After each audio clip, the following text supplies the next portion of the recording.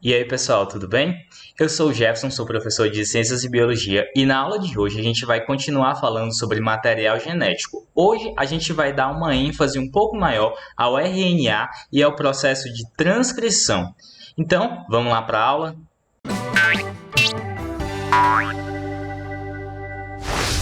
Pessoal, o processo de transcrição ele está relacionado ao RNA porque transcrever significa criar uma fita de RNA. Então vamos lá entender como é que esse processo acontece e o que é o nosso famoso RNA, que a gente já ouviu falar tantas vezes na nossa vida. Então, pessoal, o RNA ele é o ácido ribonucleico. Como eu falei na aula passada, a diferença entre o ácido desoxirribonucleico e o ribonucleico é o açúcar, a pentose, que fica lá juntamente com esse ácido. Então, o ácido ribonucleico, também chamado de ARN, na sigla em português, RNA é a sigla em inglês, né? Ele está presente nas nossas células em duas regiões, basicamente. Dentro do núcleo e no nosso citoplasma celular. Dentro do núcleo, ele pode estar livre, ou seja, ele pode estar solto lá dentro do núcleo, sem nenhuma associação com nada. Ele pode estar associado ao DNA e ele pode estar também constituindo os nucléolos. E aí você deve lembrar lá do comecinho do ano, quando a gente falou sobre os nucléolos, né? Quando a gente falou sobre as organelas citoplasmáticas, a gente citou os nucléolos, né? Já no citoplasma, ele vai ser encontrado livre também, né? Você pode encontrar pedaços de RNA sem nenhum problema, soltos dentro do citoplasma, também chamado de citosol. Se você encontrar esse outro termo, também está correto, não tem nenhum problema. E ele pode estar também constituindo os ribossomos que são organelas que estão lá no citoplasma, né? Aquelas bolinhas que a gente falou várias vezes, que auxiliam na síntese de proteínas. Olha aí a relação entre o ribossomo e a síntese de proteína. O RNA, ele auxilia na síntese de proteínas. E esse RNA também pode estar associado reversivelmente com os ribossomos, ou seja, eles podem estar lá, mas eles podem se soltar também, né, dos ribossomos. Eles não precisam necessariamente estar fazendo parte da constituição daquele ribossomo. Ele pode ser um RNA que está ali preso ao ribossomo, mas que a qualquer momento ele pode se soltar, ele pode ficar livre. Então, vamos lá continuando. Características do RNA. O RNA ele é uma fita única. É diferente do DNA, que tem uma fita dupla. A fita única do RNA é uma das características que melhor diferenciam ele do DNA, beleza? Então, se você vê uma fita única, você já tem mais ou menos a ideia de que nós estamos falando de RNA. Mas tem uma forma mais fácil de você identificar que está sendo falado de RNA e não de DNA. É você observar os nucleotídeos que estão presentes na fita. Por exemplo, se você olhar lá na fita e encontrar uma timina, tenha certeza que você está falando de DNA. Mas se você estiver vendo uma uracila, aí você está falando de RNA. E como é que eu sei disso, professor? Lá está na siglazinha, né? T de timina, U de uracila. Então, se você vê um U na fita, é um RNA. Se você vê um T na fita, é DNA. Beleza? Então, não tem como confundir essas duas coisas aí. O RNA, ele possui uma fita única, mas essa fita única pode sofrer dobras e criar pontes de hidrogênio entre as suas bases nitrogenadas. Isso não significa dizer que ele vai ter uma fita dupla, isso só quer dizer que ele vai ter uma dobra. Isso é muito comum no RNA transportador, mas não é obrigatório que isso aconteça, apenas pode acontecer. E falando em RNA transportador, a gente tem três tipos de RNA. A gente tem o RNA mensageiro, também chamado de mRNA ou RNA-M. Isso aí é por causa da sigla em inglês, né? Porque em inglês geralmente o M vem primeiro. Então, se você estiver lendo um texto em inglês, normalmente o M vem primeiro do que o RNA, né? É mRNA e se o texto for em português, RNA-M. O RNA transportador, ou tRNA, ou RNA-T, qualquer um desses termos está correto, e o RNA ribossômico, ou rRNA, ou RNA-R. Também, por causa da sigla, em inglês vai ter essa diferençazinha aí. Cada um desses RNAs vai ter uma função diferenciada na formação das proteínas. Por exemplo, o RNA mensageiro, como seu próprio nome já diz, ele carrega uma mensagem. E o RNA transportador, ele vai transportar cadeias de aminoácidos para a formação das proteínas. E o RNA ribossômico, por sua vez, ele vai ser responsável por constituir os ribossomos. É por isso que é RNA ribossômico. Pessoal, a transcrição do RNA, ela é um processo dependente de uma enzima chamada RNA polimerase. Essa enzima aí, ela vai catalisar a reação.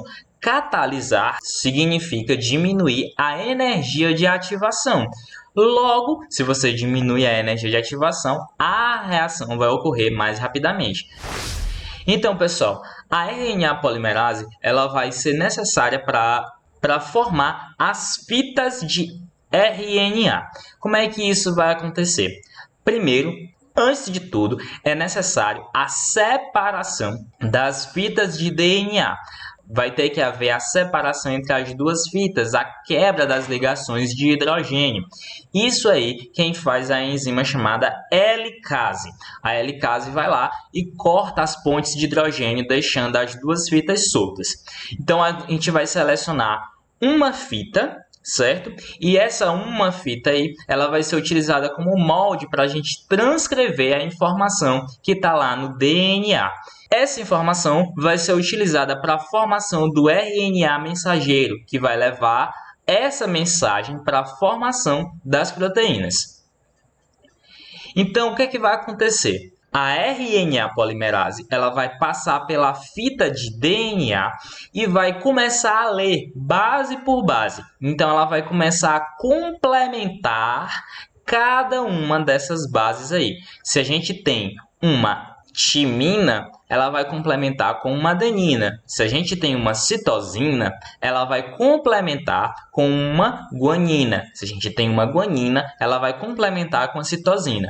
Agora, se nós temos uma adenina, ela vai complementar com uma uracila, pois no RNA a gente não tem a presença de timina. Então, toda vez que lá na fita tiver uma adenina, ela vai complementar com uma uracila. Depois que ela tiver lido tudo isso aí, ela vai unir esses nucleotídeos. A RNA polimerase vai unir os nucleotídeos e formar uma fita de RNA que a gente vai chamar de pré-mRNA. Mais à frente eu vou deixar uma informação bem detalhada de como esse processo acontece. Lembrando, pessoal, que todo esse processo sempre ocorre com a RNA polimerase correndo no sentido 5' 3'.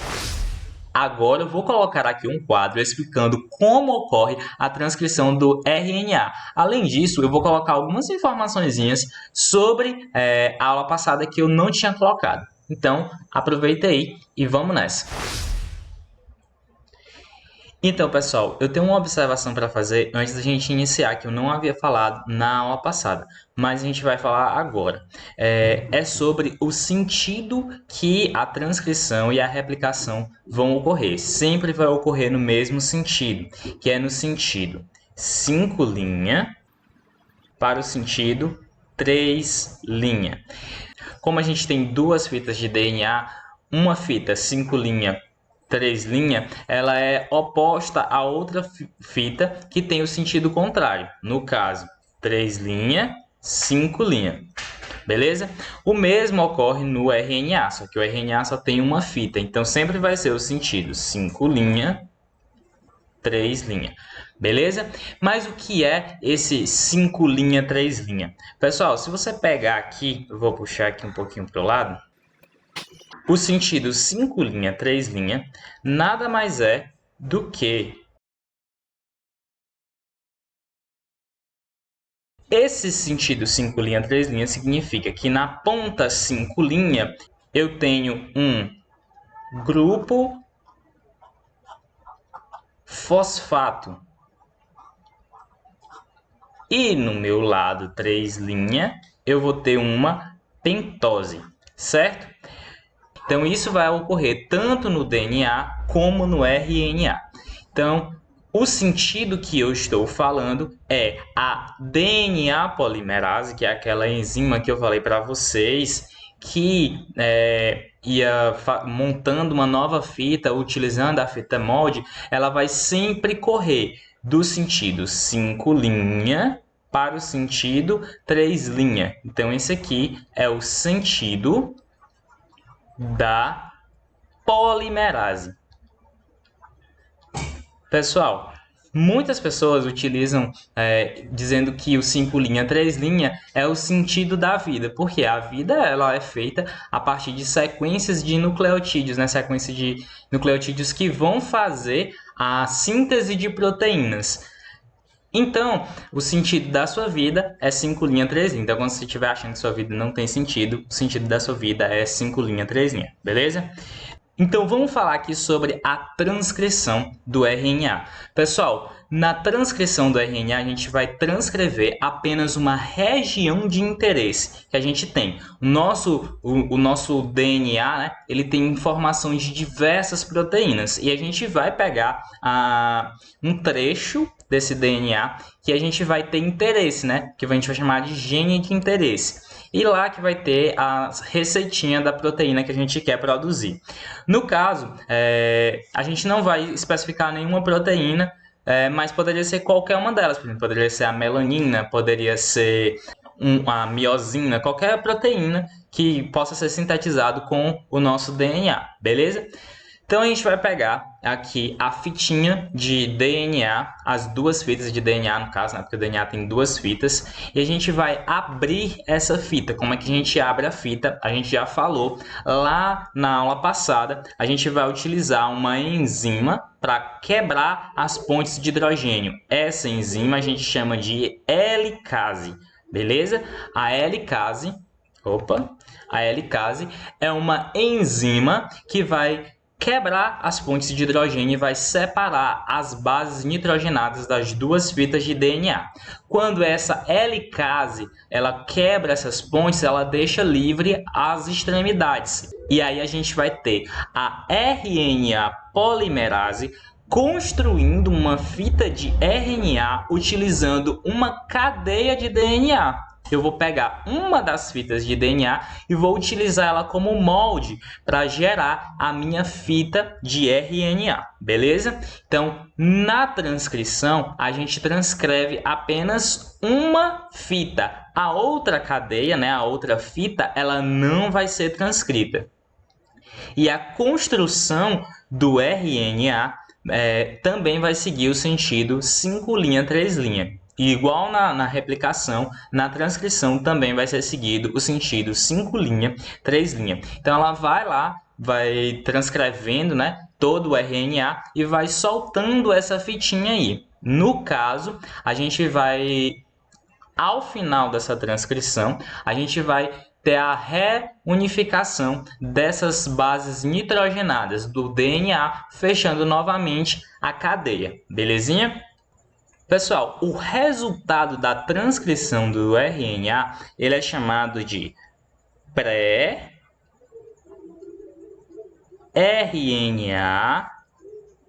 mensageiro, beleza? Por que é pré-RNA mensageiro? Ele é um RNA mensageiro que ainda não está completamente pronto para passar a sua mensagem, né? Existem algumas partes da mensagem que não vão ser utilizadas. E essas partezinhas aí, elas vão ter que ser retiradas. Então, a gente tem aqui numa cadeia de RNA mensageiro informações que não vão ser utilizadas, certo? Então, eu vou colocar essas informações aqui em vermelho. Tá, então, ó, essa informação aqui em azul, a informação que a gente vai conseguir codificar proteínas com ela. Então, eu vou chamar essas informações aqui de azul de exons. Essa região aqui de azulzinho, todas essas regiões em azul, eu vou chamar de exon. E essas regiões aqui em vermelho, eu vou chamar de introns. Introns. Os introns, eles são os intrometidos. Eles são regiões não codificantes. O que é isso? Uma região não codificante. A região não codificante é uma região que não vai ter informação para a formação da proteína, beleza? Quando a gente estiver estudando as mutações, a gente vai ver a importância dos introns e dos exons. Por enquanto, só saiba que o intron é uma região não codificante e o exon é uma região codificante, uma região que vai ser utilizada para a formação da proteína. No caso, a gente tem aqui o pré-RNA mensageiro, os exons e os introns iguaizinhos está lá no DNA. Então, a gente vai passar essa parte aqui por um processo chamado de splicing. O splicing vai ser o processo onde vai haver a retirada dos introns e a união dos exons. Então, eu vou pegar e eu vou retirar esses introns e eu vou ter apenas exons todos juntinhos aí. Esse daqui eu vou chamar de RNA mensageiro. E esse RNA mensageiro aqui, ele vai estar maduro, beleza? Ele vai estar corretinho, sem nenhum problema. Para a gente utilizar, então, esse RNA, ele vai ter que sair de dentro lá do núcleo. E a gente vai utilizar alguns métodos para que eles possam, para que ele não possa ser degradado, né? O nosso corpo vai tentar degradar o DNA. Então, para evitar que ele seja degradado, a gente vai reforçar ele com duas coisinhas. Na ponta 5' eu vou colocar uma guanina especial. E eu vou chamar isso aqui de guanosina cap. Beleza? Guanosina cap. E aqui no lado 3' eu vou colocar várias adeninas enfileiradas. Eu vou chamar isso aqui de cauda poliar. Então, ó, no lado 5' eu vou chamar de guanosina cap. Cap por causa do chapeuzinho, né? O cap. Então, ele vai ser uma pontinha que não vai deixar ser destruído, né? As enzimas não vão conseguir degradar essa ponta por causa dessa guanosina cap. É como se ela estivesse vestindo o chapeuzinho. Então, eu coloquei aqui, ó, a guanina com chapeuzinho, para você não esquecer mais, que é guanosina cap. E do lado 3', a gente vai ter uma cauda poliar, que nada mais é que várias adeninas enfileiradas. Essa parte aí não é codificante. Ela é só para evitar que o RNA seja degradado pelas enzimas dentro do nosso corpo. Beleza? Então, a gente tem a guanosina cap no lado 5' e a cauda poliar do lado 3'. Tudo bem? Pessoal, essa foi a nossa aula de RNA e transcrição. Na próxima aula, a gente vai falar sobre a tradução do RNA para a formação das proteínas. Então, se você ficou com alguma dúvida, você tem algum questionamento, deixe aqui nos comentários ou me procure para a gente conversar. E até a próxima aula.